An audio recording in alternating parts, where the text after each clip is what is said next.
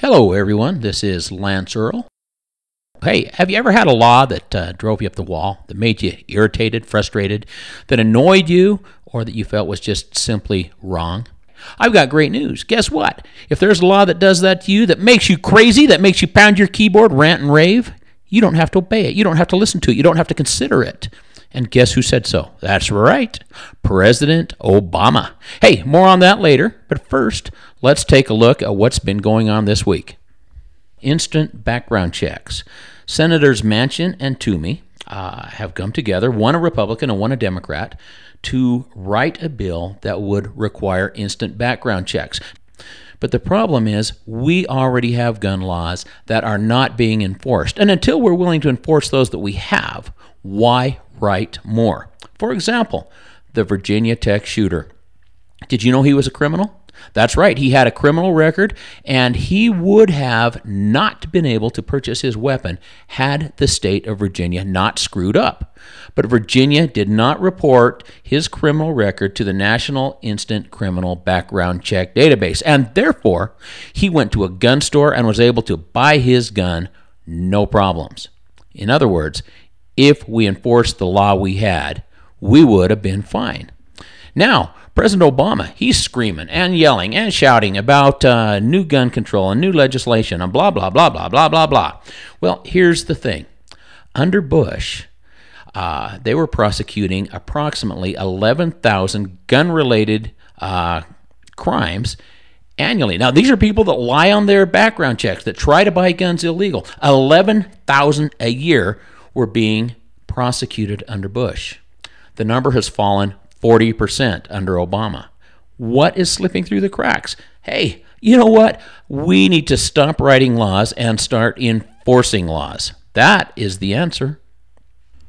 Have you ever viewed some of those dash cam events that are available on YouTube.com? You know, the events where the law enforcement officer has to deal with a violent criminal? You know, these events are dynamic. These events are fast moving. There's a lot of mental pressure, physical pressure, as people start squirting and moving around. And here's the thing that drives me crazy.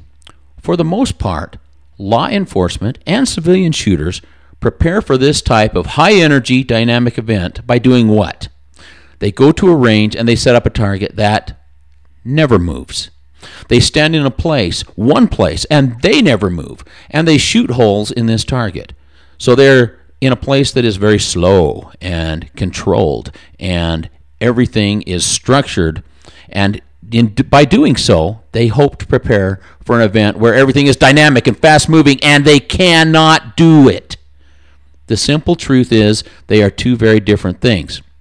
Now, here at DallyPost, we have a targeting system that is intelligent. Now, what it does is, for a first-time shooter, it starts very slow. And so if you have never, ever pulled the trigger before, it's just right for you. But as you improve, the target system will become more aggressive. It will start to advance and retreat. It will start to move in and out of cover. It hides from you.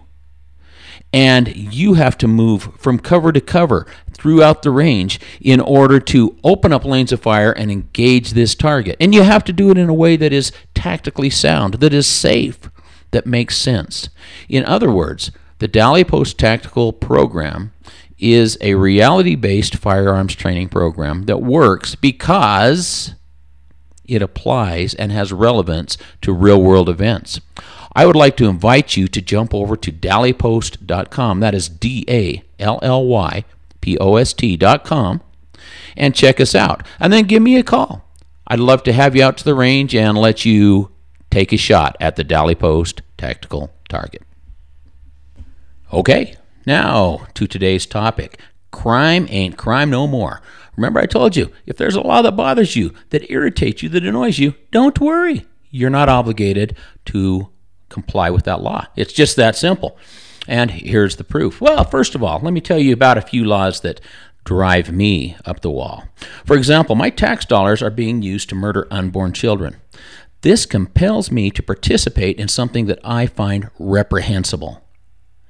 It is something that violates my personal freedom of religion. In short, I am being forcibly compelled to be an accomplice to murder. Also, I cannot abide laws that provide protections for a narrow segment of the population while doing nothing for the rest of us. For example, a law being looked at in my own town will offer protections for the homosexual crowd without mentioning the rest of us, except for perhaps as defendants. Another example is the Violence Against Women Act that was just recently reenacted. Now, this is a bill that's been on the books for a long, long time.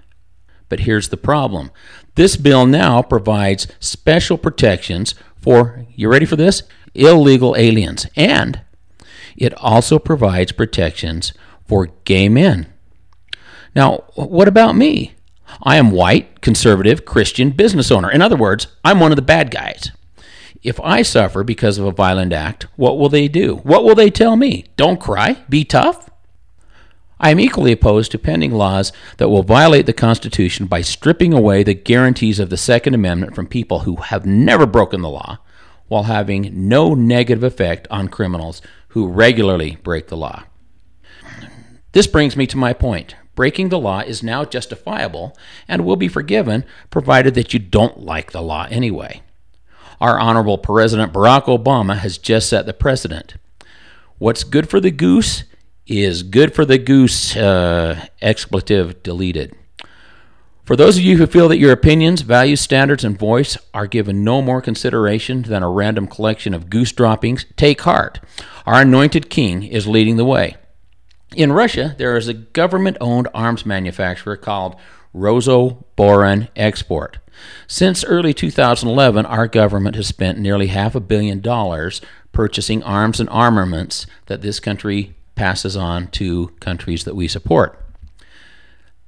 It recently became known that this company was also providing arms to countries who admittedly state that they are enemies of the United States or enemies of our friends. When this fact came to light, a bipartisan law was easily passed, and the United States from that point forward forbade any further business with Rosoboronexport.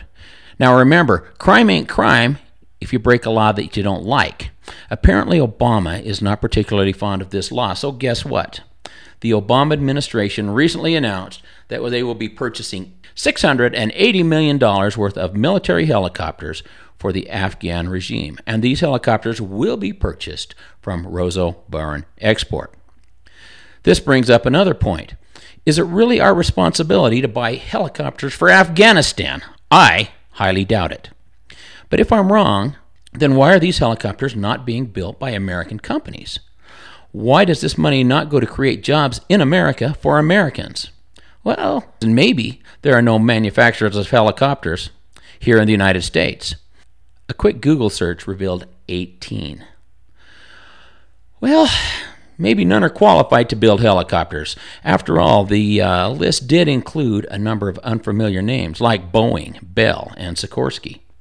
For the record, Obama did not accept bids for this project. American companies never saw this one coming and never had a shot. He just spent the money, yours and mine, like he can print more whenever he runs out. But wait, that's how he does business, isn't it? Yeah, right. I guess I'm confused.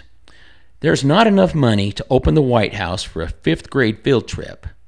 And now this?